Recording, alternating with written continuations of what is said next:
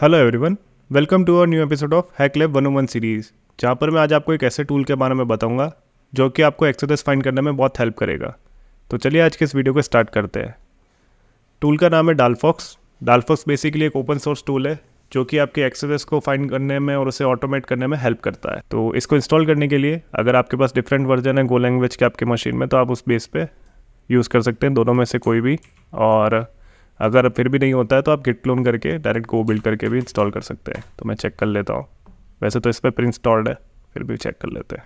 ठीक है, कोई एरर नहीं आई। डालफॉक्स ठीक है, ये रहा। ठीक है, टूल इंस्टॉल हो चुका है। इसको यूज़ करने के मल्टीपल मेथड्स हैं। आप चाहे तो सिंगल यूआरएल स्कैन कर सकते हैं, आप चाहे तो मल्टीपल यूआरएल्स को एक फाइल में स्टोर करके भी स्कैन करवा सकते हैं। इसके अलावा आप इसका सर्वर भी सेटअप कर सकते हैं। आप अपने कस्टम पेलोड्स भी प्रोवाइड कर सकते हैं। और अगर आपको और डिटेल में जानना है तो इनका डॉक्यूमेंटेशन है, इसको गो थ्रू भी कर सकते हैं। जैसे इंस्टॉलेशन से लेकर इसमें किस किस तरीके से इसका यूज़ किया जा सकता है, किस तरीके से आउटपुट लेना है, आप उसको भी इस डॉक्यूमेंट के थ्रू देख के यूज़ कर सकते हैं। आप चाहते हैं कि मैं अपने कस्टमाइज़ करूँ ऑटोमेशन को, वन लाइनर्स है, पाइपिंग करनी है, आप उसके बेस पे भी इसका ठीक है। इसके अलावा ये पैरामीटर फाइंड भी करता है। उसके अलावा ये दूसरी वल्नरेबिलिटीज़ भी फाइंड करता है, जैसे कि BAV, basic another vulnerability. Basic another vulnerability में हो सकता है APIs फाइंड करे आपके लिए, कोई टारगेट ऐसा हो जिसमें से इसको APIs ग्रैब कर ले। हो सकता है CRLF मिल जाए, SQL मिल जाए, तो उसके लिए तो आप इसको ऑफ भी कर सकते हैं, यानी आप चाहे तो इसको स्किप भी कर सकते हैं कि डायरेक्ट सिर्फ एक्सेस फाइंड करें, ना कि दूसरी कोई वल्नरेबिलिटीज़। तो स्कैन करके देख लेते हैं पहले। तो हम सिंगल टारगेट को स्कैन करेंगे, डालफॉक्स URI और URL, और इसमें हमने ये जो टारगेट लिया इसके हम एंड पॉइंट भी प्रोवाइड कर रहे हैं। अभी हम सिंगल URL स्कैन करेंगे, सिंगल टारगेट हमारा, तो उसके लिए इसको कॉपी करेंगे, सीधा यहाँ पेस्ट कर। अभी इसने फर्स्ट वल्नरेबिलिटी फाइंड करी है, वो है SQL इंजेक्शन, यानी एरर फाइंड करिए। आगे आप इसका और यूज़ करोगे तो अब जैसे इसने बता दिया है कि वनरेबल है, तो आप SQL मैप और इनके थ्रू करोगे तो आप आगे और इसमें कंटिन्यू करके और फाइंड कर सकते हो डेटाबेस वगैरह, स्ट्रिंग्स, टेबल, कॉलम्स, ये सब फाइंड कर सकते हो, और उसका DB एक्सट्रैक्ट कर सकते हो। तो वो किसी डिफरेंट वीडियो में कवर करेंगे SQL मैप। अभी जैसे इसमें मैं और बता देता हूँ। जैसे इसने अभी देखो रिफ्लेक्टेड एक्सेस फाइंड किया है, R आया यानी R यानी रिफ्लेक्टेड, G यानी ग्रैब, V यानी वेरीफाई यानी उसने वेरीफाई कर लिया कि यहाँ एक्सेस वर्क कर रहा है। तो कोई भी एक हम ओपन करके देख लेते हैं कि सही में एक्सेस फाइंड किया है या फॉल्स पॉजिटिव है। देखो इसने जैसे पॉपअप आ गया, तो ये सही है कि इसने एक्सेस फाइंड किया। ठीक है, तो ऐसे ही अभी हम दो और भी यूज़ करके देखेंगे। अभी हमने लास्ट वीडियो में कुछ पैरामीटर्स एक्सट्रैक्ट किए थे और उनको हमने एक TXT फाइल में स्टोर किया था, उनको हम एक साथ अभी स्कैन करके देखते हैं। तो मल्टीपल टारगेट्स के लिए डालफॉक्स फाइल, और आपके कस्टम पेलोड्स है तो कस्टम पेलोड्स, अदरवाइज डालफॉक्स अपने खुद के पेलोड्स जो इसके अंदर है इस टूल में वो यूज़ करेगा, या गैस करता है, कस्टमाइज़ करता है अपने हिसाब से। पेलोड्स तो ये इसका यूज़ करेगा, पर जो हमारे पैरामीटर्स थे वो हमने स्टोर किए थे लास्ट टाइम।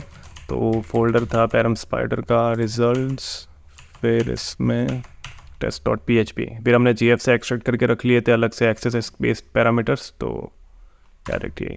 अब हमें आउटपुट भी चाहिए, तो आउटपुट लेने के लिए सीधा access.txt, ठीक है, ताकि आउटपुट हमें TXT फाइल में मिल जाए। अभी ये स्कैन स्टार्ट हो गया है। ये मैं बहुत बेसिक तरीके से बता रहा हूँ, आप पूरा कस्टमाइज़ कर सकते हो अपने हिसाब से कि किस तरीके से स्कैन्स करवाने। हो सकता है कोई टारगेट हो जिस पे रिडायरेक्ट आपको फॉलो रिडायरेक्ट वाला ऑप्शन है, तो आप चाहते हो कि वो टारगेट पे रिडायरेक्शन है तो वो उसको रिडायरेक्ट करके भी फाइंड करता रहे। आप वो भी कंटिन्यू करवा सकते हैं उसमें भी। इसमें आपको बस खाली यहाँ फॉल्स की जगह ट्रू सेट करवाना होगा। और भी बहुत सारे बेसिक्स मेथड है, ज़्यादा कुछ इतना वो नहीं है कि आपको बहुत सारे सेटअप्स करने पड़ेंगे इसमें, या बहुत सारे आपको फ्लैग्स यूज़ करने रहेंगे। सिंपल सा है। और आप अपने VPS में भी इसको सेटअप कर सकते हैं। इसका सर्वर भी आप उस सर्वर का यूज़ कर सकते हैं। आप किसी और टूल के साथ भी इसको मर्ज करके यूज़ कर सकते हैं, तो उस केस में रिज़ल्ट आपको और बेटर मिल सकते हैं। और यहाँ जैसे मैं यूज़ कर रहा हूँ तो ये थोड़ा फिर भी ये ठीक है, ये फास्ट है क्योंकि ये टारगेट वनरेबल है, इसलिए इसको ईजिली फाइंड कर रहा है। हो सकता है ऐसा कोई स्कोप हो आपका, या ऐसे बहुत सारे पैरामीटर्स हों, या हो सकता है बहुत सारे पैरामीटर्स पे इसको ना मिले और टाइम लगता है, तो VPS पे भी सेटअप कर सकते हो। VPS पे रिस्पॉन्स फास्ट आएगा, और डिपेंड करता है कि आप पेलोड्स कौन से यूज़ कर रहे हो सकता है आउटडेटेड पेलोड्स हो जो वर्क ना करते हो, तो उस केस में ये नहीं फाइंड कर पाएगा। बेसिकली ये उनको हो सकता है बहुत सारे टारगेट्स पे वैफ सेटअप किया होता है। अब इस पर तो वैफ नहीं है, इसलिए फटाफट फाइंड करता जा रहा है। वैफ ब्लॉक कर देता है, कनेक्शन रीसेट कर देता है। उस केस में आपको इसके वेब के फ्लैग्स भी यूज़ करने रहेंगे। ये सारे मेथड्स भी हैं जिससे आप फाइंड कर सकें। अभी जैसे ये कर रहा है तो ये होने देते हैं, तब तक हम और इसमें देख लेते हैं किस टूल में और क्या। आप अपने जैसे इसमें रॉ रिक्वेस्ट है, जैसे आपकी बर्ब की रिक्वेस्ट है, या आपने इंस्पेक्ट एलिमेंट में जाके वहाँ से आपकी रिक्वेस्ट जो भी आप जहाँ से भी इस टूल का यूज़ करके कैप्चर करते हो, आप चाहते हो कि उस पर टेस्टिंग करें, तो उसको सिंपल txt फाइल में स्टोर कर लो और वहाँ पे आपको फाइल के आगे एक फ्लैग और लगाना रहेगा -रॉ डाटा, ताकि इसको पता रहे कि ये रॉ डाटा को स्कैन करने वाला है या उस पर रन करने वाला है, इसको पेलोड्स को फायर करेगा। उस केस में आपको इस तरीके से स्कैन करना है। पैरामीटर माइनिंग, ये पैरामीटर माइनिंग भी कर सकता है, बस इसको वर्ड लिस्ट प्रोवाइड करनी रहती है, उस केस में पैरामीटर्स भी फाइंड कर लेता है। ये देखो बर्ब है, असेट नॉट है, मतलब use word list of para miner in Burp Suite, use word list of Assetnote. आप अपनी कस्टम जो भी वर्ड लिस्ट है प्रोवाइड कर सकते हैं। असेट नोट की लिस्ट है तो वो प्रोवाइड कर सकते हैं। Custom payload and custom alert, कोई चाहता है कि मेरे को कस्टम अलर्ट में जैसे 1 नहीं चाहिए, कुछ भी चाहिए, लोकेशन चाहिए, डोमेन नेम चाहिए, तो वो भी कर सकता है। अलर्ट टाइप और ये अलर्ट वैल्यू दोनों आप चेंज कर सकते हैं। जैसे कुकीज़ ग्रैब करनी है और ये डिफ़ॉल्ट में सिर्फ डोमेन नेम ही डायरेक्ट पॉपअप करवाता है, तो आप चाहते हो कि नहीं मेरे को कुकीज़ चाहिए, तो या फिर अलर्ट में कोई और वैल्यू आनी चाहिए, तो वो भी आप कस्टमाइज़ कर सकते हो। रिमोट पेलोड्स में इसने पोर्ट्स फिगर और पेलोड बॉक्स का मेंशन किया है, तो ये यहाँ से शायद ग्रैब करता होगा, इसका कुछ ऐसा सेटअप होगा।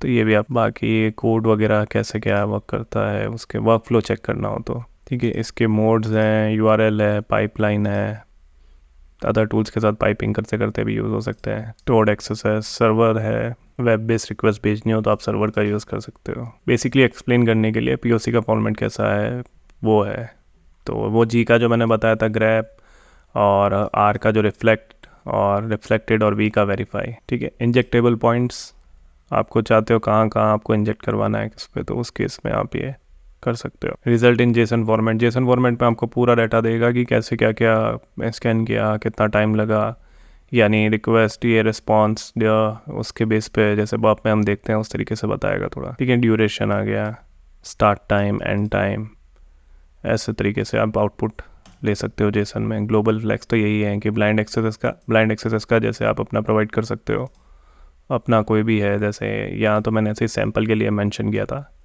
आप अपना भी ब्लाइंड एक्सेस के लिए यूज़ कर सकते हो। तो आप अपना बर्ब कोलैबोरेटर यूज़ कर सकते हो, अपना खुद का कोई सर्वर ऐसा है आपका जो आप यूज़ करते हो तो वो कर सकते हो। टिप्स ऑफ डालफॉक्स में तो है वन लाइनर्स है, जो वन लाइनर्स आप दूसरे टूल्स के साथ आप ये करके अपना कस्टम वन लाइनर भी क्रिएट कर सकते हो कि आपको इस तरीके से रिस्पॉन्स चाहिए, इस तरीके से वर्क फ्लो होना चाहिए, तो वो भी है। इंटीग्रेशन में क्या, ठीक है, इतना सब है। अब यहाँ पे ये जैसे देखो ये फाइंड करता जा रहा है, जैसे जैसे पेलोड इसके फायर हो रहे हैं और ये उस इस पे वेरीफाई कर रहा है। फिर बाद में ये आउटपुट फाइल में चाहिए, तो आउटपुट फाइल में हमने आउटपुट लिया था इसका XSS.txt में, तो उसमें आ जाएगा। आज के वीडियो के लिए इतना ही। बहुत बेसिक टूल है, बहुत इजी टू यूज़ है। सिर्फ एक ही चीज़ का ध्यान रखना है कि इसमें लोड बहुत ज़्यादा आता है जब ये आप बहुत सारे पैरामीटर्स को एक साथ स्कैन करवाते हो, तो और कई बार ये स्किप भी कर जाता है फायरवॉल की वजह से, तो आपको वो चीज़ों का भी ध्यान रखना है। फायरवॉल के लिए भी इसमें एक फ्लैग होगा, क्योंकि कई बार ऐसा होता है कि कनेक्शन रीसेट टू पेयर करके वो एरर आती है और वो स्कैन को स्किप कर देता है। अगर वो वनरेबल भी होगा तो उस केस में भी वो स्किप कर देता है बिकॉज ऑफ फायरवॉल।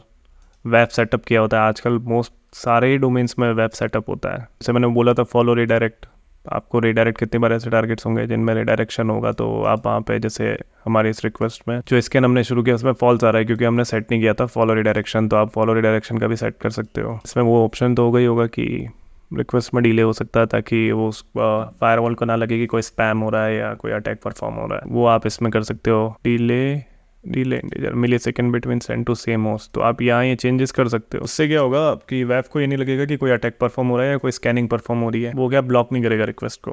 बट उसमें फिर ये ध्यान भी रखना कि वो स्लो हो जाएगा प्रोसेस, फिर वो बहुत ज़्यादा टाइम लेना शुरू करेगा। ठीक है, आज के वीडियो के लिए इतना ही, मिलते हैं एक नेक्स्ट वीडियो में।